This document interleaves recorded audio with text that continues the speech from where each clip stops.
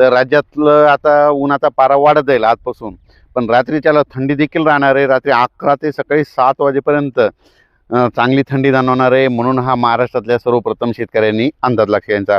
ही थंडी फक्त 20-22 तारखेपर्यंतच राहणार आहे, म्हणून हे देखील सर्व शेतकऱ्यांनी लक्षात घ्यायचं. म्हणजे 22 फेब्रुवारीपर्यंत थंडी राहणार आहे, म्हणून हे लक्षात घ्यायचं. पण राज्यात मात्र आजपासून ऊन वाढत जाणार आहे, म्हणून हा अंदाज सर्व पूर्व विदर्भ, पश्चिम विदर्भ, दक्षिण महाराष्ट्र, उत्तर महाराष्ट्र, कोकणपट्टी, खानदेश या चारही विभागातल्या सर्व शेतकऱ्यांना अंदाज लक्षात घ्यायचा.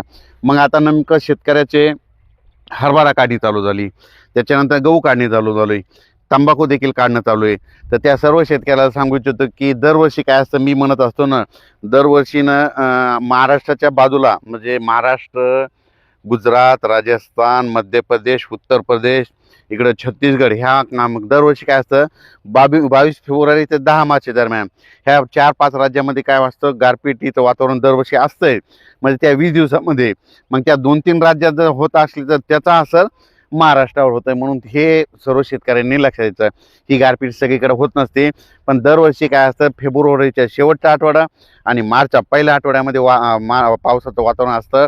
म्हणून शेतकऱ्यांनी काय करायचं, 22 तारखेपर्यंत ज्यांचा गहू, तूर, कांदा काढणी असलं तर 22 तारखेपर्यंत तुम्ही काय करायचं, काढण्याची तयारी ठेवायची. कारण की काय असतं, नंतर फेब्रुवारीच्या शेवटच्या आठवड्यात वातावरण खराब होतंच. म्हणजे ह्या 2-4 राज्यामध्ये काय होतं, मध्य प्रदेश, राजस्थान, गुजरात त्या भागामध्ये गारपिटीचं वातावरण होतं, म्हणून त्याचा असर आपल्या महाराष्ट्राला होतं. म्हणून हा अंदाज सर्व शेतकऱ्यांनी लक्षात घ्यायचा.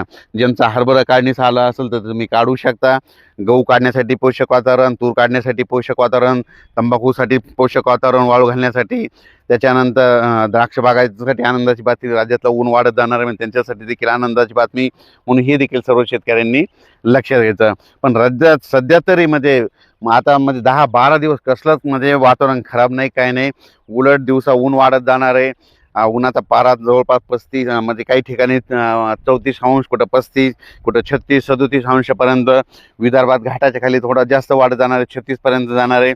म्हणून ह्या विदर्भातल्या देखील शेतकऱ्यांनी लक्षात द्यायचा. काही भागामध्ये 34 राहील, कुठं 36 अंश सेल्सिअस तापमान राहील. पण रात्रीच्याला मात्र काय होईल, उत्तरेकडून थंड वारा येत असल्यामुळं रात्रीच्याला मात्र 11 ते सकाळी 7 वाजेपर्यंत थंडी जाणवणार आहे. म्हणून हा अंदाज शेतकऱ्यांनी लक्षात द्यायचा.